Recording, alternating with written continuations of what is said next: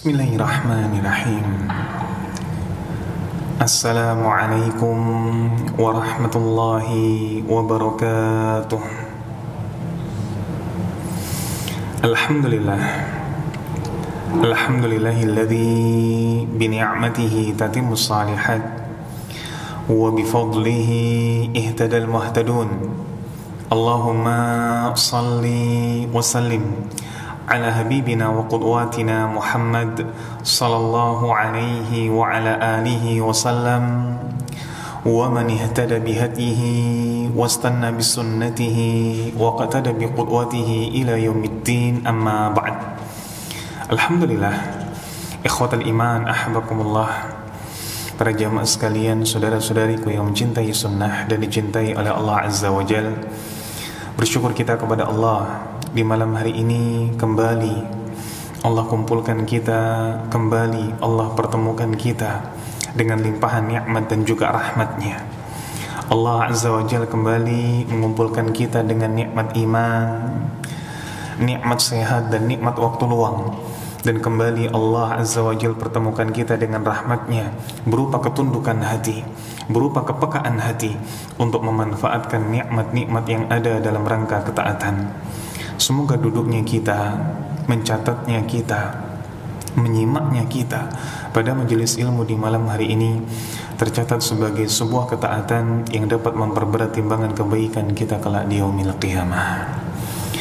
Salawat dan salam juga senantiasa kita haturkan pada junjungan kita bersama Nabiullah Muhammad sallallahu alaihi wa ala alihi wasallam, juga pada keluarga beliau, istri-istri beliau, sahabat-sahabat beliau dan seluruh pengikut beliau yang senantiasa istiqamah menjalankan sunnah beliau sallallahu alaihi wa ala alihi wasallam.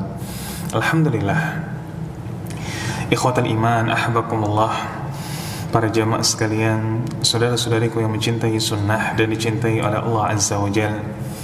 InsyaAllah pada malam hari ini kembali kita lanjutkan pembahasan fiqih, majelis fiqih kita yang mana kita sampai pada mengusap perban. Kalau pada pertemuan lalu kita mengusap khuf, al-mashu alal khufain, di mana ketika kita membahas tentang mashu alal khufain, mengusap khuf, kita tahu bersama bahwa mengusap khuf ini adalah salah satu rukhsah.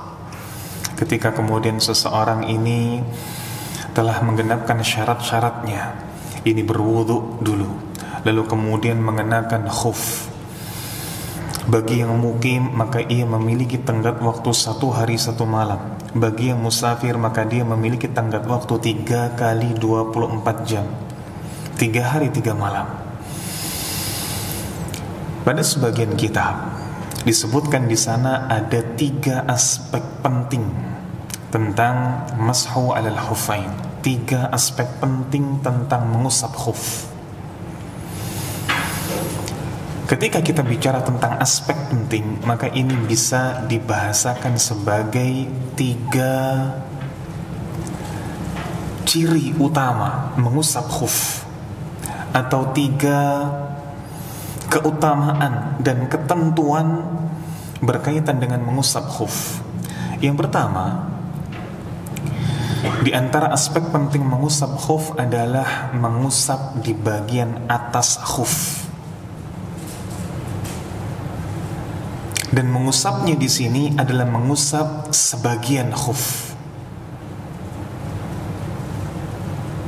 Ketika kita bicara tentang sisi dan yang diusap adalah sisi atas, maka ini berarti sebagian khuf. Ini perlu kita tekankan karena kita akan membahas tentang jabirah. Karena kita akan membahas berkaitan dengan perban yang di sana ada perbedaan mencolok. Aspek kedua yang disebutkan oleh sebagian ulama adalah mengusap khuf bagian kanan dengan tangan kanan dan mengusap khuf sebelah kiri dengan tangan kiri. Apakah ini adalah pendapat satu-satunya, perkataan satu-satunya? Kita katakan tidak. Sebagian ulama mengatakan boleh dan tidak ada ketentuan khusus bahwa mengusap khuf harus dengan kedua tangan.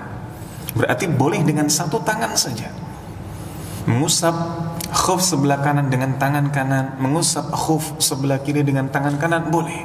Tetapi kalau kemudian kita komparasikan, tentu akan lebih mudah bagi kita untuk mengusap khuf kanan dengan tangan kanan dan mengusap khuf kiri dengan kaki kiri. Dan ini pendapat yang Anda pilih.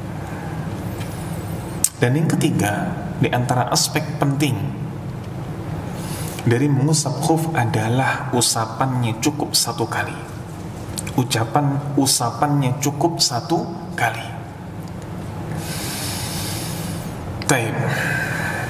Berikutnya, ikhwatul iman, ahbakumullah, kita membahas tentang al-mashu 'alal jabirati wal 'imamati wa khamrin nisa.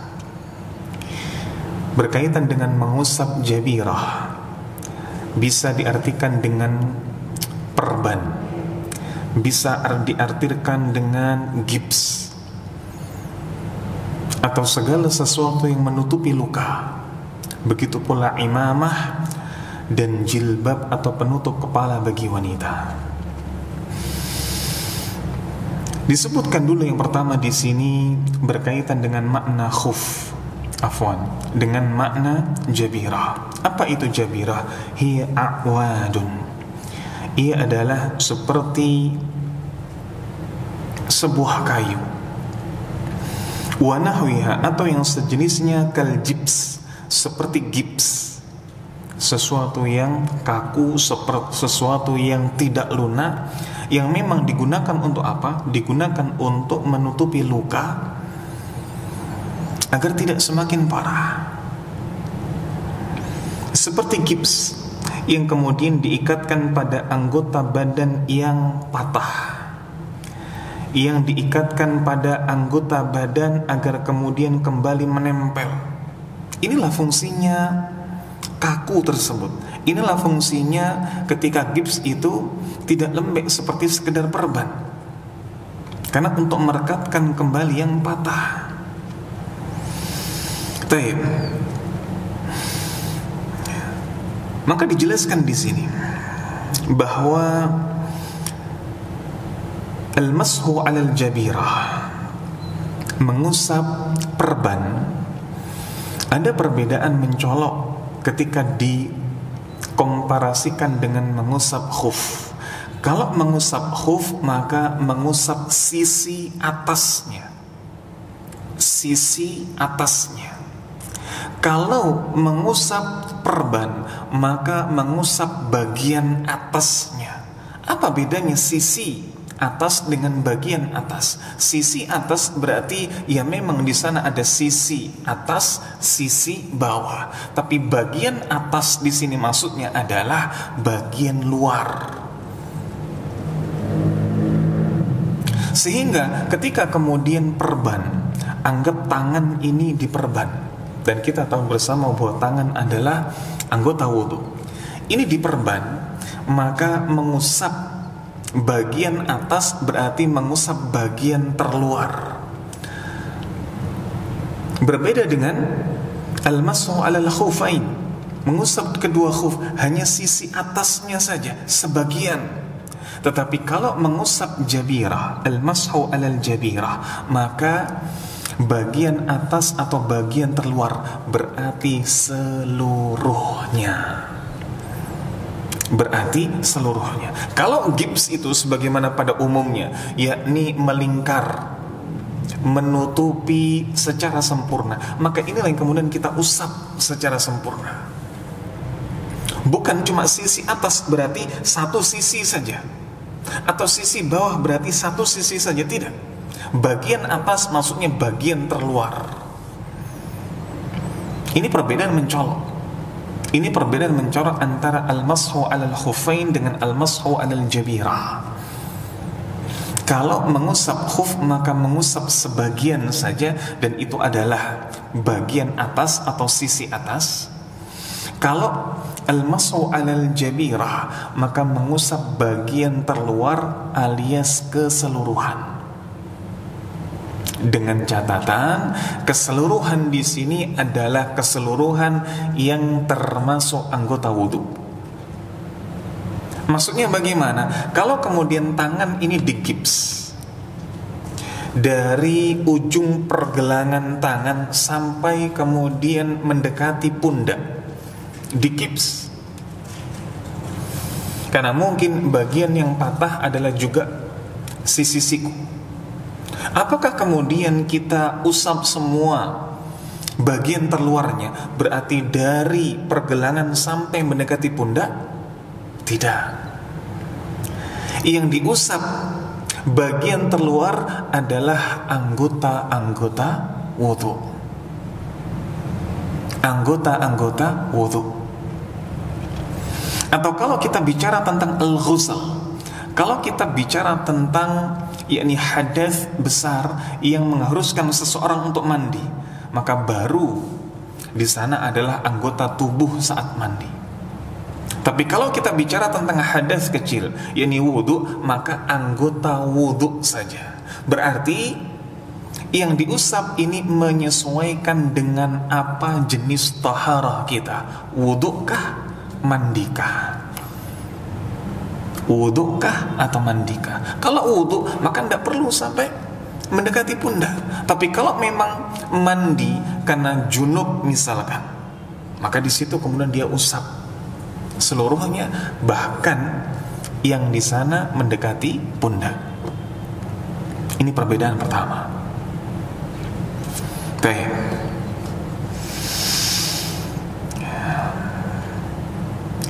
Dan bagian terluar ini diusap dengan syarat bahwa ia benar-benar sebatas kebutuhan, dan ketika ia lebih dari bagian yang dibutuhkan, maka perban tersebut harus dilepaskan.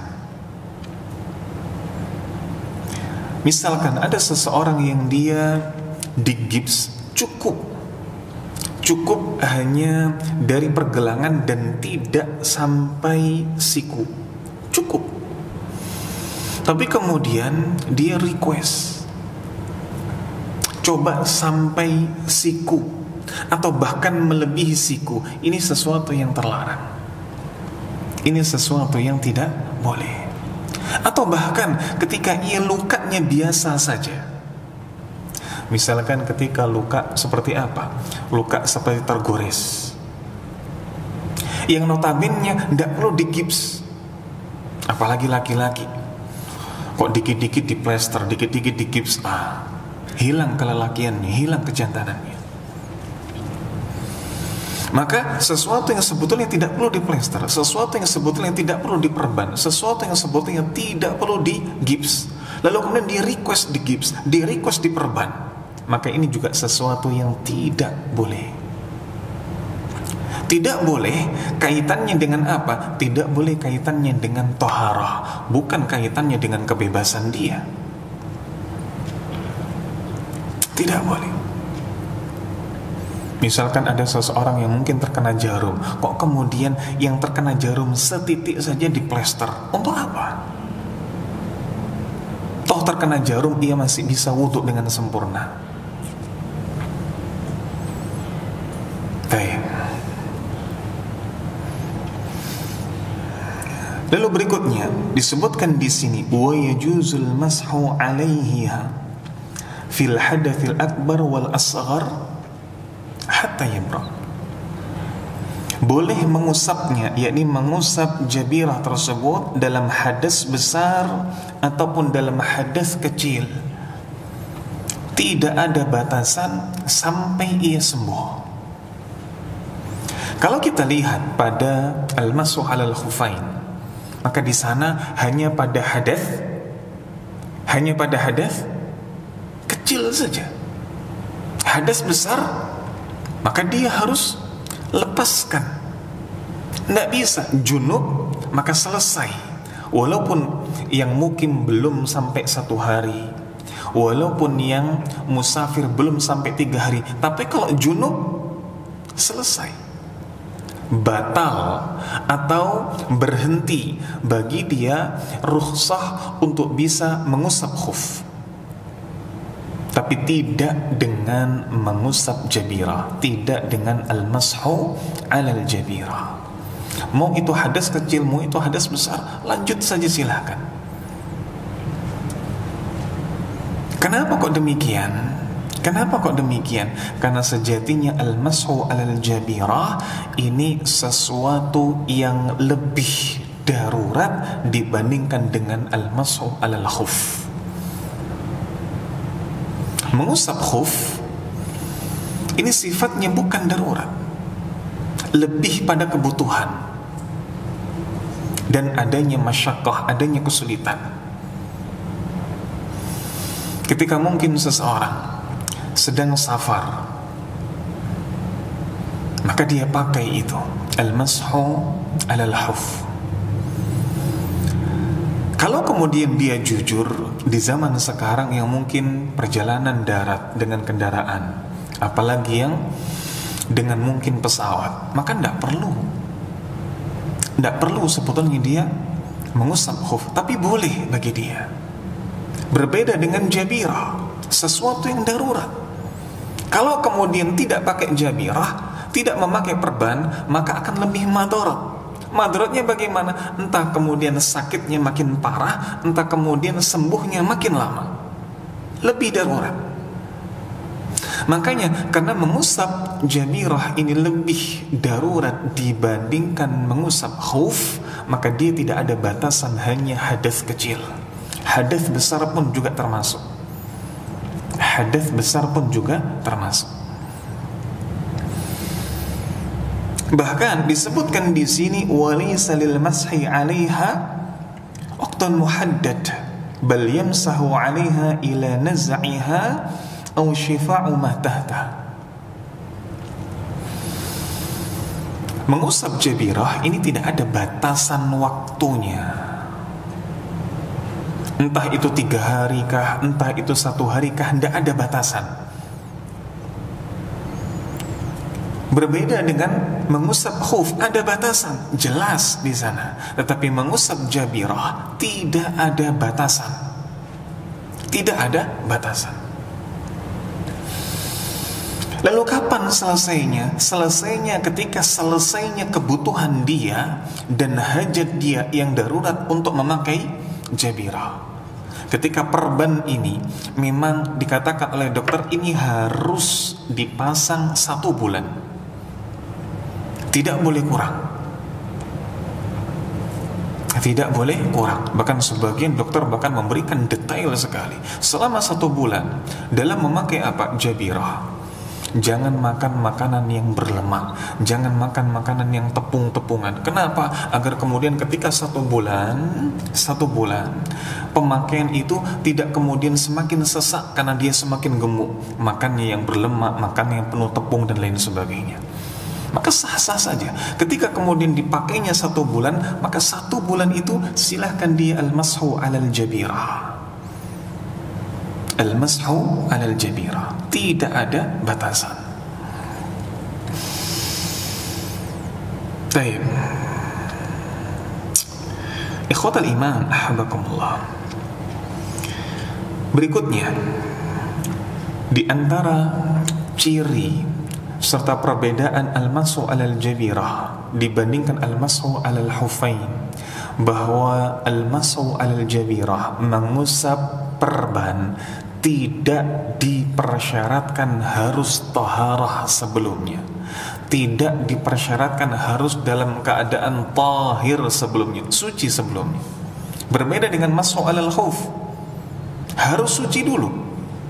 Kalau tidak suci, kalau nggak wudhu dulu sebelum pakai pantofel misalkan, kalau tidak wudhu dulu sebelum pakai kaos kaki dengan sepatu misalkan, maka tidak bisa dia mengusap khuf, tidak berlaku rukhsah baginya.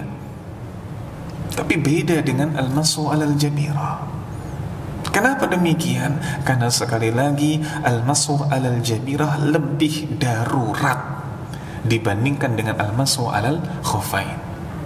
Yang namanya orang kecelakaan tidak diprediksi. dan tidak ada yang mau merencanakan. Beda dengan safar, seseorang merencanakan sekehendaknya.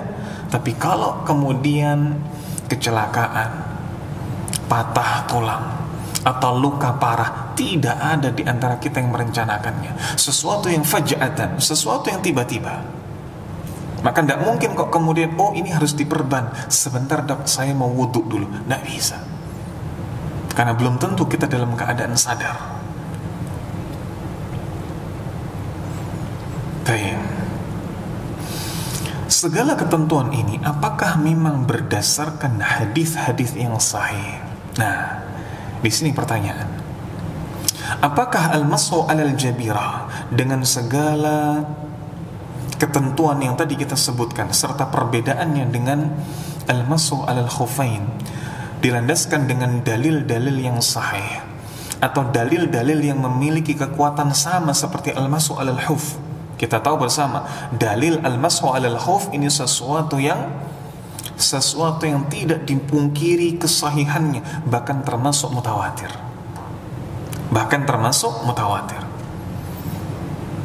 Bahkan para ulama mengkategorikan dalil-dalil ini adalah dalil-dalil yang harus dibahas, dititik beratkan, karena bisa dibawa kepada ranah akidah di mana orang-orang Syiah tidak mengimaninya. Tapi bagaimana dengan al-mashu 'alal jabirah, dalil mengusap perban? Sebagian ulama mengatakan bahwa dalil-dalil mengusap perban ini dhaif. Sebagian ulama mengatakan dalil-dalil mengusap perban ini dhaif. Lalu kalau dhaif bagaimana? Apakah kemudian diamalkan? Ya. Mengapa diamalkan? Maka disinilah kemudian letak di mana pembahasan qiyas. Al-mashu 'alal jabirah dikiaskan dengan al-mashu 'alal huffain. Mengusap perban itu dikiaskan dengan mengusap kedua khuf. Bahkan kiasnya kalau kita bicara tentang piranti-piranti fikih, alat-alat fikih, maka kiasnya adalah kias aula, kias yang diutamakan. Kenapa? Tadi kita bahasakan berkali-kali bahwa mengusap perban ini lebih darurat, sehingga kiasnya kias aula, kias yang diutamakan dibandingkan dengan al-mashu 'alal khuf itu sendiri. Ini baik. Ikhwatal iman, ahbakumullah. Para jemaah sekalian, saudara-saudariku yang mencintai sunnah dan dicintai oleh Allah Azza wa Jalla. Bagaimana tata cara mengusap jabirah? Bagaimana tata cara mengusap jabirah? Secara umum caranya sama seperti mengusap khuf dengan aspek yang tadi kita sebutkan.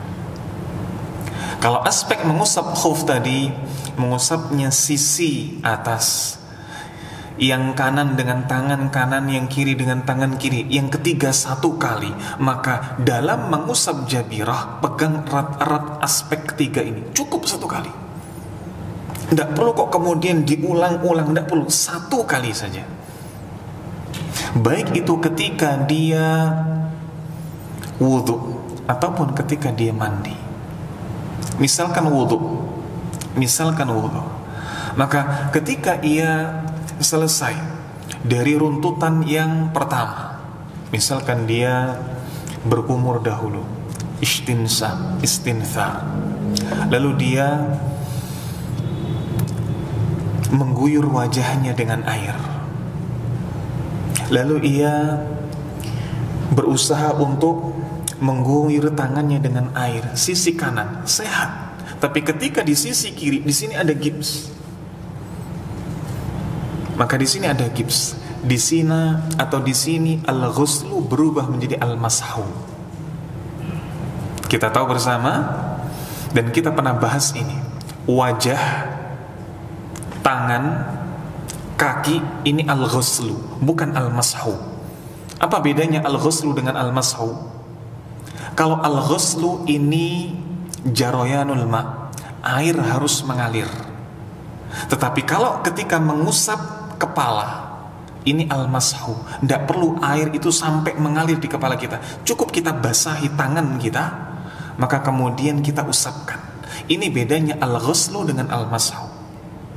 Maka ketika pada anggota wudhu yang seharusnya al-ghuslu, contoh kedua tangan, tangan kanan ya al-ghuslu seperti biasa karena tidak ada perban, tidak ada jabirah. Ketika kemudian di sisi kiri ada jabirah, maka al-ghuslu berubah menjadi al-mashu.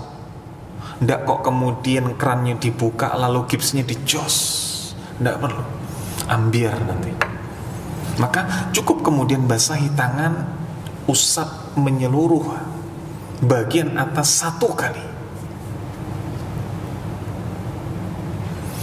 Begitu pula dengan wudhu, atau afwan, begitu pula dengan mandi.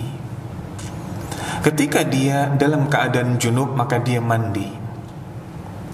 Lalu misalkan tangan kirinya di sana ada jabirah, ada perban atau ada gips, maka cukup kemudian dia basahi tangan dan dia usap secara menyeluruh bagian atasnya 1 kali, selesai. 1 kali selesai. Baik.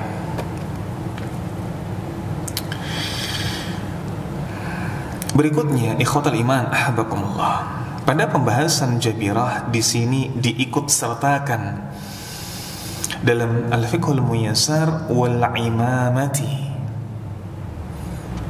wa khamrin nisa, surban dan juga tutup kepala bagi wanita alias jilbab. Perlu kita ketahui bahwa Nabi kita yang mulia sallallahu alaihi wasallam dalam hadis yang sahih riwayat Imam Muslim pernah, dan bukan hanya sekali, tatkala berwudu beliau tidak mengusap kepala, tapi beliau mengusap imamah, mengusap surban. Beliau tidak membuka surbannya karena ada masyaqqah di sana, ada kesulitan di sana. Maka di sini kemudian para ulama juga mengkiaskan dengan wanita tatkala ia memakai penutup kepala yang membutuhkan effort khusus, yang ada masyaqqah, ada kesulitan tatkala melepasnya, atau ketika melepas ada madarat. Apa maksudnya madarat? Di sebagian tempat masjid ataupun musola, tempat wudhu bagi wanita tidak syar'i atau belum syar'i, masih terbuka, sehingga ketika wanita ini membuka jilbabnya sangat-sangat mungkin, bahkan besar kemungkinannya untuk kemudian dilihat ajnabi, dilihat orang awam, dilihat orang umum, dilihat orang lain. Baik. Maka ketika dalam hadis yang sahih Nabi sallallahu alaihi wasallam mengusap perban, disinilah kemudian dikiaskan pula dengan penutup rambut bagi wanita. Catatannya adalah berkaitan dengan sorban, maka sorban bukan hanya sorban seperti yang kita lihat di zaman sekarang. Misal, kita tahu surban pada umumnya. Maka ada kemudian kebiasaan dari orang-orang Arab yang mungkin istilahnya bukan serban, tapi kutrah. Ini sesuatu yang kemudian dijadikan seperti apa? Seperti selendang. Ini disebut dengan kutrah. Maka ini bukan apa-apa yang dulu dilakukan oleh Nabi. Karena kutrah ini tidak ada masyaqqah, kita tinggal melepasnya selesai, tidak ada kesulitan. Atau di zaman sekarang ada surban yang dililitkan hanya di kepala saja, Bahkan dililitkannya sebetulnya bukan di kepala, tetapi di peci. Maka ini tidak berlaku mengusap surban. Kenapa? Karena bisa dengan mudah dilepas. Lalu bagaimana mengusap surban yang dahulu dilakukan oleh Nabi Shallallahu Alaihi Wasallam? Surban yang benar-benar menempel atau dililitkan di kepala sampai ke leher. Ini menurut pendapat yang rajih, sampai ke leher. Jadi dibebetkannya itu bukan di peci, tapi benar-benar di kepala, bahkan sampai leher. Bahkan sampai leher. Sehingga untuk membukanya memang membutuhkan effort, ada masyaqqah di sana, ada kesulitan di sana. Yang itu di zaman sekarang jarang sekali kita dapati. Jarang sekali. Maka tidak bisa kok kemudian seseorang yang memakai surban, afwan kalau mungkin kita sebutkan ala-ala Habib lah, ala-ala Habib, tapi dililitkannya di apa? Di peci. Lalu dia berdalih bahwa Nabi Shallallahu Alaihi Wasallam dulu mengusap surban dan ia lakukan itu. Tidak bisa, tidak bisa. Tidak ada masyaqqah di sana, tinggal dilepaskan, diletakkan, selesai. Tayyib. Lalu bagaimana dengan jilbab atau penutup kepala bagi wanita? Bagaimana dengan jilbab atau penutup kepala bagi wanita?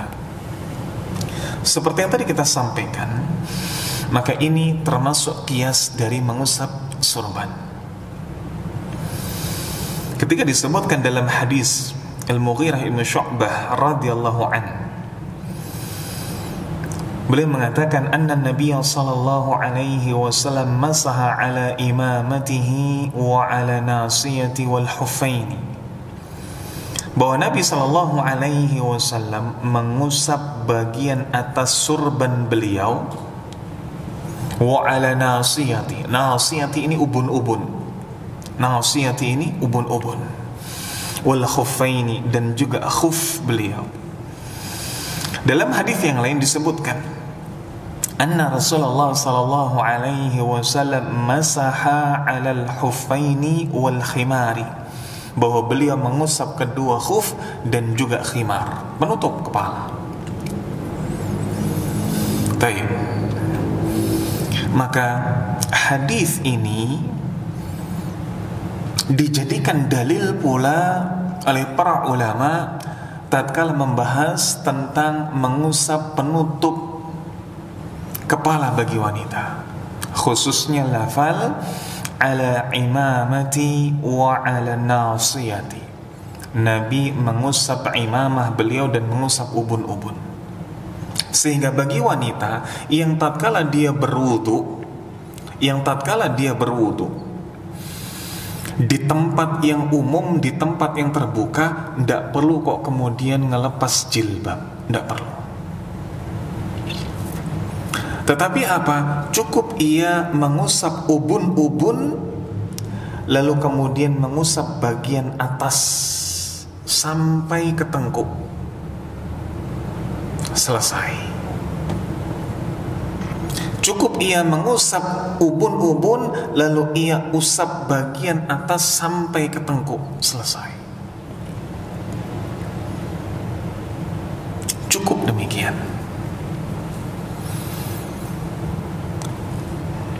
Apakah tidak ada cara lain? Ada. Dan insya Allah ini yang lebih familiar bagi para akhwat. Perlu dicatat bahwa di zaman dahulu yang namanya penutup kepala bagi akhwat itu berbeda dengan jilbab seperti sekarang. Berbeda. Dibebet-bebetkan. Bahkan dalam sebuah hadis ketika di sana disebutkan bahwa ketika turun perintah untuk berjilbab bagi wanita, Maka para sahabiah ini bahkan mengambil, kalau bahasa kita sekarang, gorden. Tahu gorden?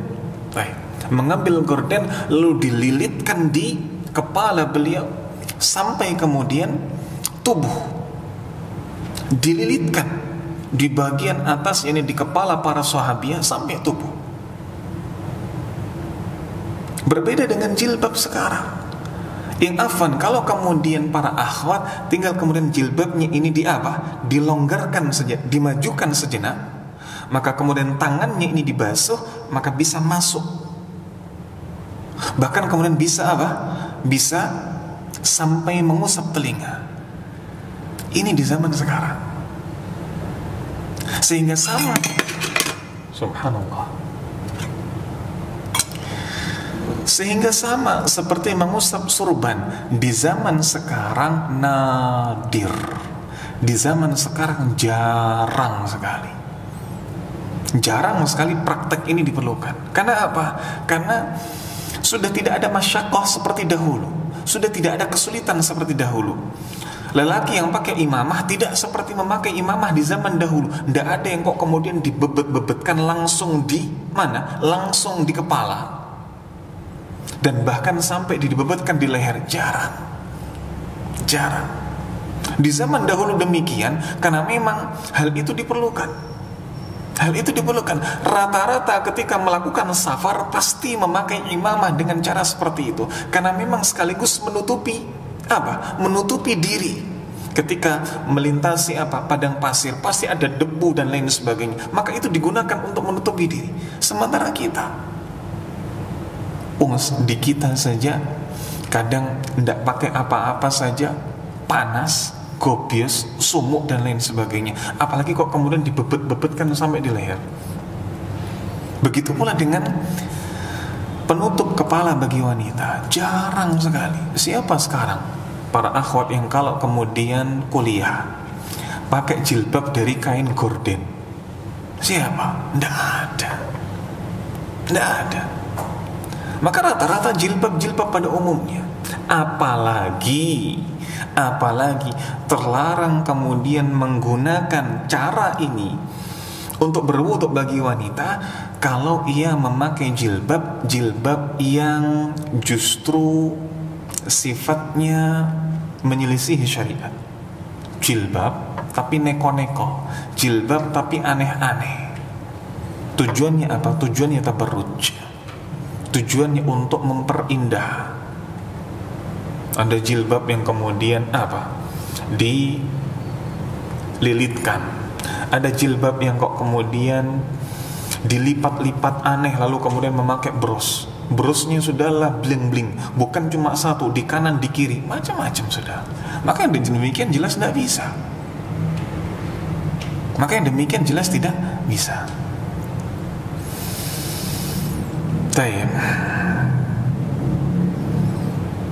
Dan disebutkan di sini dalam bahasan fikih, seandainya seseorang ini memakai sorban dengan tata cara apa yang dahulu dilakukan oleh Nabi Shallallahu Alaihi Wasallam dan para sahabat, maka tidak ada batasan waktu. Laisa lahu waqtun muhaddad. Dia boleh terus mengusap sorban ketika mungkin perjalanan safar 7 hari kah, 10 hari kah, 14 hari, boleh dia selama itu mengusap sorban. Kalau memang serbannya sebagaimana yang dilakukan atau seperti Nabi dan para sahabat kala itu, boleh. Baik. Ikhwatal iman, ahbakumullah, para jamaah sekalian, saudara-saudaraku yang mencintai sunnah dan dicintai oleh Allah Azza wa Jal. Ini mungkin yang bisa kita sampaikan pada kesempatan di malam hari ini berkaitan dengan al-mashu alal jabirah wal imamah, mengusap perban, mengusap imamah atau sarban, dan juga penutup kepala bagi wanita. Semoga yang sedikit ini bisa bermanfaat baik Anda pribadi maupun bagi antum sekalian. Wassallallahu ala nabiyyina wa ala alihi wa sahbihi wa mawalah. Kalau ada pertanyaan, tafadhal. Ada pertanyaan?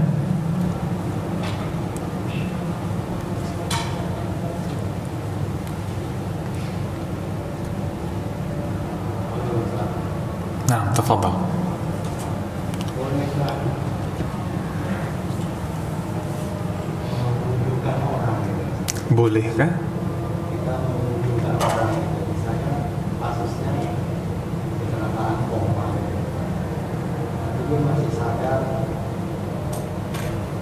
masih isyarat itu dia mau sholat itu, tapi dia sama sekali nggak bisa bergerak gitu. Dia berpikir misalnya supaya sholatnya dalam bentuk isyarat itu sah, dia tadi menunjukkan itu boleh. Baik. Alhamdulillah wassalatu wassalamu ala Rasulillah wa ala alihi wa sahbihi wa mawalah wa la haula wa la quwwata illa billah. Bolehkah kita mewudukkan orang ketika kemudian ada orang yang dia tidak bisa bergerak? Yang jelas berarti dengan ketidakmampuannya bergerak ia tidak bisa berwudu, tapi untuk salat syariat memberikan rukhsah. Ada salat dan dibolehkan salat dengan berbaring, bahkan dengan isyarat. Dia hanya tidak bisa berwudu karena ketidakmampuan untuk bergerak. Bolehkah kita mewudukannya? Tayyib. Ikhwatal iman ahabakumullah, kalau kita semua boleh bahkan diperintahkan untuk memandikan seseorang, apalagi mewudukkan seseorang, maka tidak ada masalah. Boleh mewudukkan seseorang, mentayamumkan seseorang, boleh. Begitu pula ketika kemudian apa-apa yang menjadi bahasan kita, yakni mengusap khuf seseorang atau mengusap perban seseorang, boleh. Tidak ada masalah. Tidak ada masalah dalam hal tersebut. Boleh-boleh saja. Baik. Yang tidak boleh itu apa? Yang tidak boleh itu menggantikan sholat seseorang. Sudah, daripada repot-repot, tak gantikan sholatmu. Lah ini tidak boleh. Cek penak men, begitu kan? Nah, ada pertanyaan. Assalamualaikum Ustaz, apa istilah yang mudah dipahami untuk menyebut bagian tubuh wudu? Ya, bagian tubuh wudu. Kalau bahasa fikihnya a'dha'ul wudu, bagian tubuh yang kemudian disyaratkan untuk kemudian dibasuh, untuk kemudian diusap.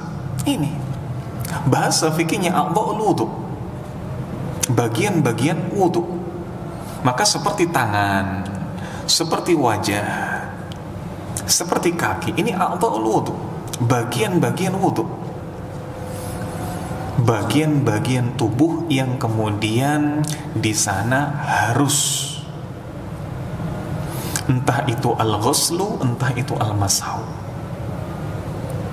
Maka kalau kemudian bagian tubuh wudu ini agak sedikit goncang dalam memahaminya, wallahu a'lam bishawab, Anda tidak tahu lagi bahasan yang mungkin secara istilah bahasa Indonesia lebih mudah dipahami. Kalau mungkin antum lebih tahu atau antuna lebih tahu, mungkin anak justru yang bisa diberi tahu.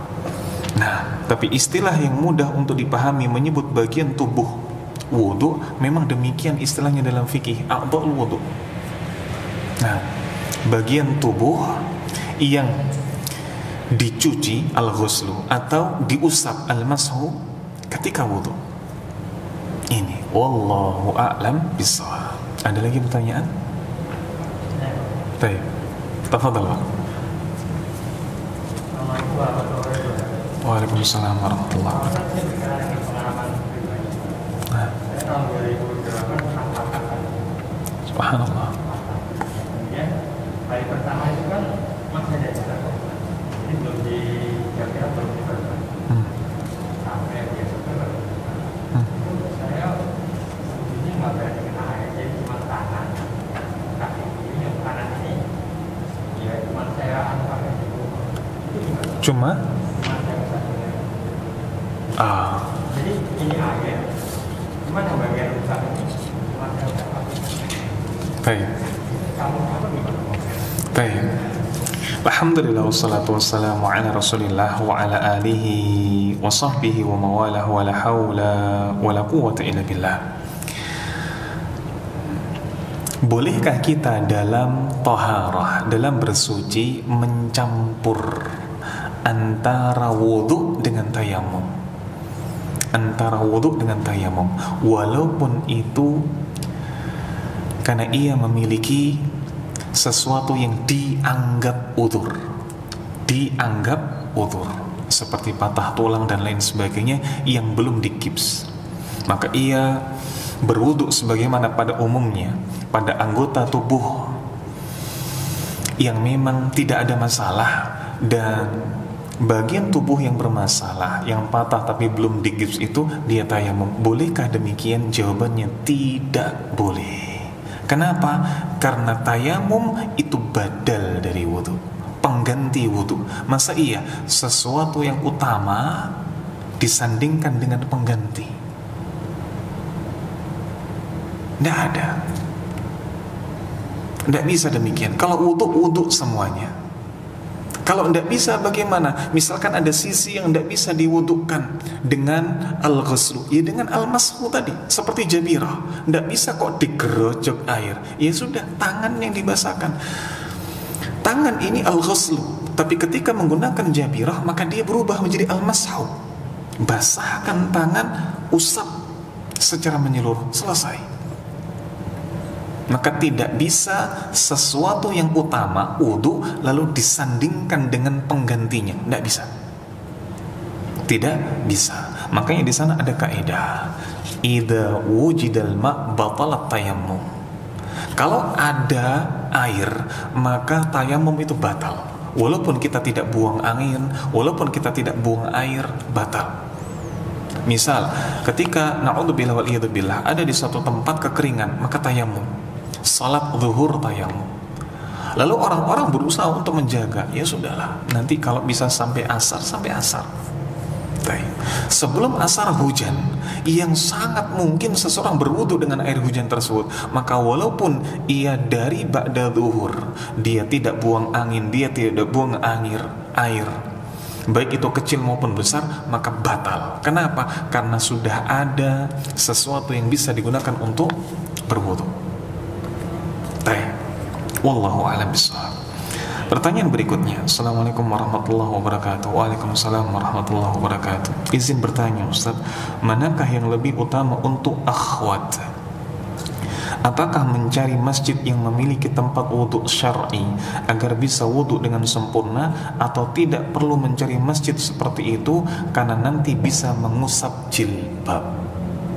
Pertanyaannya secara tidak langsung telah kita jawab. Bahas dulu jilbabnya. Apakah jilbab anti sama seperti yang digunakan jilbab oleh sahabiah kala itu? Ada kesulitan untuk kemudian mengusap kepala, mengusap rambut, mengusap telinga? Rata-rata tidak. Jilbab yang ada sekarang, mau jilbab model apapun itu, bisa untuk kemudian berwudu. Sangat-sangat bisa.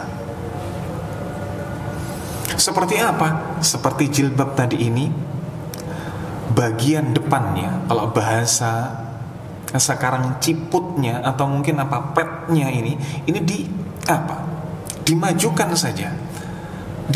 saja. Begitu pula dengan lubang ini, dimajukan saja, sehingga kemudian walaupun ini gelewer, tapi kemudian tangan ini bisa dimasukkan. Nah, Anda paham kalau yang bujang tidak bisa membayangkan. Yang beristri, yang berkeluarga sudah bisa membayangkan. Maka kemudian tangan bisa diselobokkan. Apa bahasa Indonesia diselobokkan itu? Dibelusukkan, ya sama bahasa Jawa itu. Dimasukkan. Sehingga kemudian dia bisa mengusap Dia bisa mengusap rambutnya, bahkan dia bisa mengusap telinganya. Ini jilbab sekarang. Nah, kalau jilbab yang pada umumnya saja tidak bisa disandingkan dengan jilbab ala sahabiyah zaman dahulu, apalagi jilbab yang di sana tabarruj, dipeluntir-peluntir sana sini, di model-model sana sini, dikasih tempelan sana sini, bros sana sini, jelas lebih tidak bisa lagi disamakan dengan jilbab ala sahabiyah kala itu.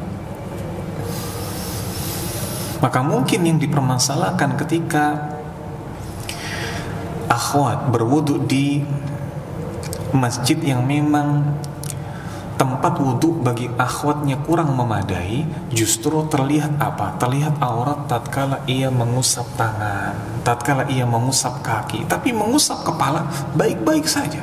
Mengusap tangan, maka lengannya, tangannya akan tampak. Mengusap kaki pun demikian. Ini justru yang diperhatikan. Ini justru yang diperhatikan. Nah, maka berkaitan dengan pertanyaan ini adalah pertanyaan yang kemudian jawabannya dikembalikan pada makna jilbab. Jilbab kita sekarang, jilbab antunna, wahai para akhwat, tidak bisa disamakan dengan jilbab yang dulu digunakan oleh para sahabiyah yang memerlukan masyaqqah, kesulitan untuk melepaskannya. Tapi bagaimana Ustadz kalau seperti yang tadi antum sampaikan, yakni apa? Ketika membuka lengan, ketika membuka kaki, dilihat oleh orang, sangat mudah dilihat oleh orang. Mana yang lebih pas? Kita cari masjid lain atau kita di masjid tersebut? Maka jelas lebih baik adalah di masjid lain, di tempat wudhu lain, yang dimana di sana dia tidak mengumbar auratnya. Kalau memang waktu sholatnya mepet, cari masjid lain ini akan menghabiskan waktu, maka di tempat itu saja tapi dia berwudu di kamar mandi. Ini yang lebih tepat. Wallahu a'lam bishawab. Ini mungkin yang bisa kita sampaikan. Atas banyak sekali kurangnya dan sedikit lebihnya ana mohon maaf. Wassallallahu ala nabiyyina wa ala alihi wa sahbihi wa mawala. Akhiru kalam wa akhiru da'wana alhamdulillahi rabbil alamin. Thumma assalamu alaikum warahmatullahi wabarakatuh.